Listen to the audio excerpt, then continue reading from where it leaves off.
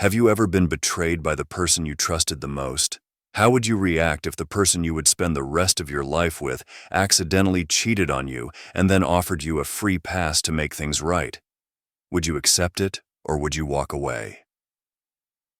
I will tell you a story that is extremely personal to me and has changed the course of my life forever.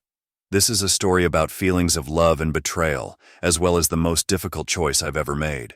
Please believe me when I say you won't want to miss the conclusion because it is more emotionally wrenching than you could imagine.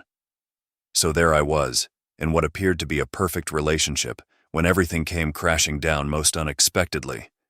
She was unfaithful to me. On the other hand, that wasn't the worst part. The next thing she did completely shattered my world even further. She offered me a free pass to cheat on her, as if that could ever make things right. It was in that moment that I had to make a decision that would define my future. Stay tuned, because in the final part of this story, I'll reveal the heartbreaking decision I made and how it forever altered the course of my life. You won't believe how it all ends. Hit the like button, subscribe, and ring the bell to ensure you don't miss the full story. Let's dive in. Am I the a-hole for not taking back my ex because she broke up with me and thought I cheated?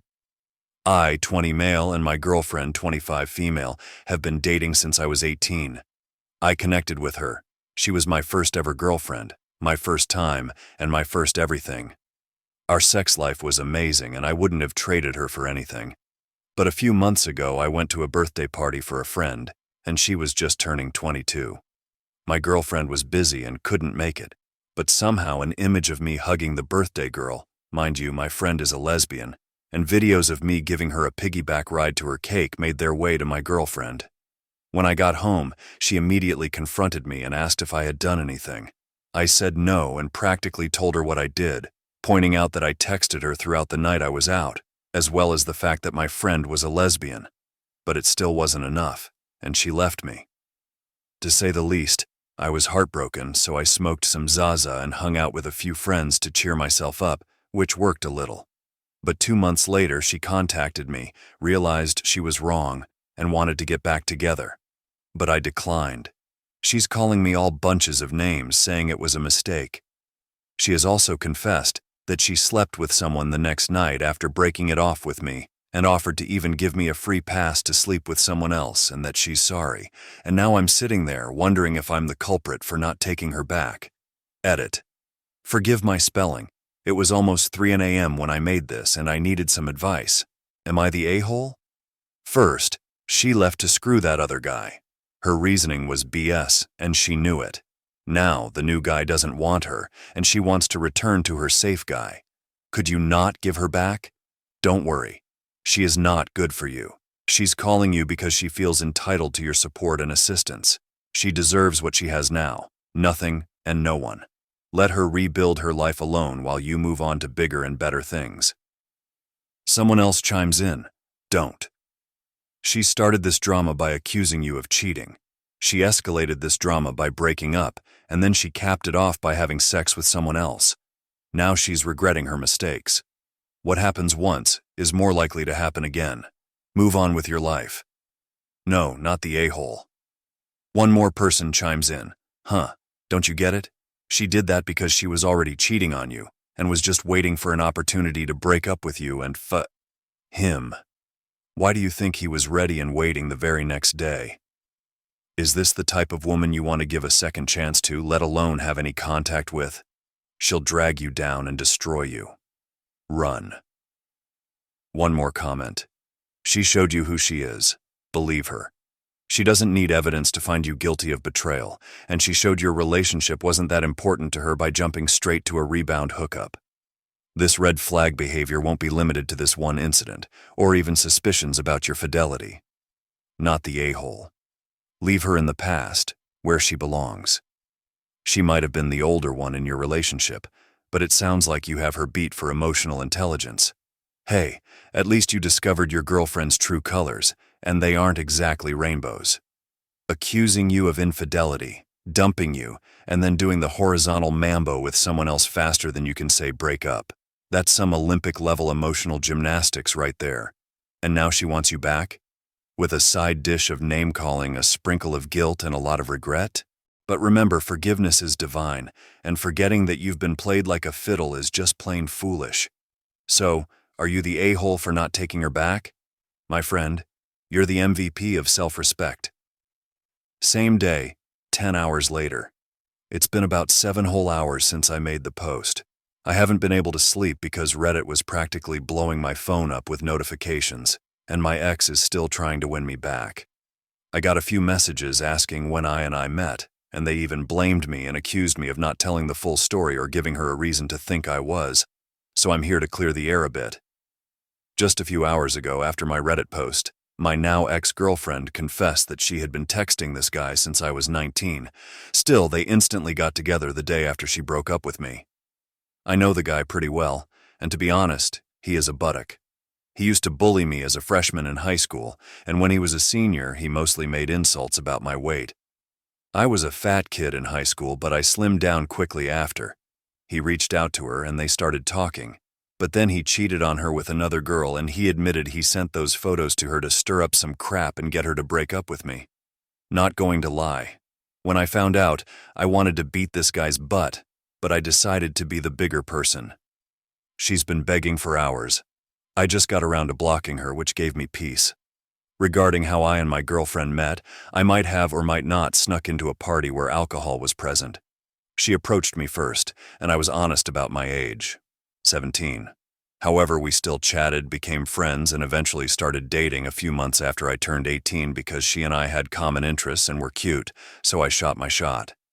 We started effing on the 3rd date, and the rest is history after that. But during our dating period, I've never hit on another girl or cheated. I even shared my social media passwords with my girlfriend to further prove my loyalty, as she wanted. I got to see hers, but never looked because I trusted her. But now that I blocked her, I will continue to heal and maybe later use that free pass, like the comment suggested, with limited usage. Thanks for all your advice. I might update this, but if I don't, thank you for all your advice. Someone from the community says, so let me get this straight. She was entertaining this other guy for an extended period while you were together. She accused you of cheating with someone she knew was a lesbian and broke up with you for it. She basically left you and immediately got together with and effed him, and she would likely still be with him if he hadn't cheated on her or with someone else. This other guy is an a-hole you strongly dislike. Any one of these would be reason enough to cut her off. Effortlessly dating someone you know to be a scumbag is enough reason to cut her off. Dumping you, especially over such a stupid and obviously fake reason, she was looking for an excuse to go jump on his dick, is a reason to cut her off. Her spending so much time setting up her next guy while she was with you is a reason to cut her off. I don't see any reason to take her back, though. There's no reason to fight this guy over her either. She's not worth it. You're better off without her in your life. Someone else says, I slathered myself in peanut butter and hugged him like a python. Wow, she appears to be quite the woman. She's a walking red flag, wearing a red flag, and waving giant red flags in each hand. She's delusional, verbally abusive, a cheater, selfish, disrespectful, meaningless, and entitled. She's a walking poster board warning dudes what they should avoid. With all those qualities, I wonder why OP didn't take her back. Just kidding. Oddly disturbing that she was so forthcoming about her activities and motives. Who would honestly believe that explaining that would work in her favor? And to say it all so calmly and then expect forgiveness. Something is seriously wrong with this woman. One more person chimes in, 25 and 20. Sure, you're in college, but I don't think every normal college senior hangs around high schools or tries to hook up with them. She may have been a junior, but that's not much better. Even 19-year-olds understand that. Even if 17 feels the same, the majority doesn't. But at 23, nope, just nope. The rest of the post reveals a chaotic and immature woman. This is the kind of woman who preys on teens. Even at 18, I'm still looking for people dating that far down in this age group. 18 to 21 are still new and fresh adults. Aging up by 5 years significantly differs from any other age group. She's just an immature and immoral individual by the sound of it. Let me get this straight. She's been texting this senior bully of yours since you were 19, and then she breaks up with you and jumps straight into bed. With him, only for him to cheat on her and confess to stirring the pot. Talk about the dumpster fire of a love triangle and the audacity to come crawling back to you, offering a free pass like it's some twisted loyalty program. Nah, mate, that ship has sailed, sunk, and been swallowed by a kraken. In the second story, my wife and I have been married for 2 years. I knew that back in college she had one experience with another girl. We'll call her Katie. This happened after a breakup. The two had gotten high while watching Netflix, and one thing led to another. My wife said she enjoyed the experience, but it never happened again with her or any other woman. I do suspect, based on our personal sexual experiences, that she is still sexually attracted to women. Recently, my wife visited her hometown to see friends and family. I couldn't go due to work commitments. Over the weekend, she went camping with some old friends, and apparently Katie was there. My wife claims she didn't know this would happen. Okay, fine. They camped for one night, and my wife came home a few days later. As we discussed the trip, it slipped out that my wife couldn't find her old camping gear. So, which tent did she use? She ended up sharing a one-person tent with Katie. She claims nothing happened, but I'm highly skeptical. The whole thing reeks to me. I don't have any evidence, but I'm tempted to go through her phone when I can. How should I proceed? Comment 1. She shared a one-person tent with someone she had previously slept with. That's a horrible choice, and she doesn't get a pass because they're both women. Comment 2. The trickle of truth is about to begin. She couldn't find her camping gear, and gosh darn, so lucky Katie was there to share hers. Did they get high together? Did they cuddle or kiss? If you grill her a little and she admits to more, then borrow her phone and pose as her. Send Katie a text. What was your favorite part of camping together? Then tell her to sit with you until Katie responds. Also, inform her that this is her last chance to tell you the full truth. How exactly do you think she would feel if you spent the night in a one-man tent with a woman you had a one-night stand with? Just because they are of the same sex doesn't make it okay unless you're okay with it. It's a lot harder to walk on when you're standing up. Comment 3. It sounds premeditated. They were intimate, not by accident. Oh, I forgot my tent. Not buying it. Update. I ended up talking with one of our mutual friends who went on the trip. She confirmed my suspicions, saying that my wife and Katie sometimes acted weird and even sneaked off together. I used this information to confront my wife, and she eventually caved and let me see her phone. I went through Katie's texts to see that they had been texting and flirting for the past few weeks, even sending each other provocative selfies and reminiscing about what happened on the camping trip. I could send most of these messages to my computer in case they're needed for the divorce proceedings. I appreciate everyone's time and advice. It's a crappy situation, but I'm glad to be moving forward. Comment 4. It's time to rip the Band-Aid off. 2 years is nothing and you're still young. She lied again and again. The trust is gone. If you have no kids, get a lawyer and file. Comment 5. Yeah, don't look back. You deserve to be with someone who mutually loves and respects you. Well, it seems like Katie wasn't just a footnote in your wife's past, huh? It's like claiming the dog ate your homework in high school, as if she forgot her tent. That camping trip sounded more like a sequel than a reunion. But hey, at least you have some valid evidence for the divorce proceedings, right? Who knew a one-person tent could fit so much drama? It's time to pack up your camping gear and pitch your tent elsewhere.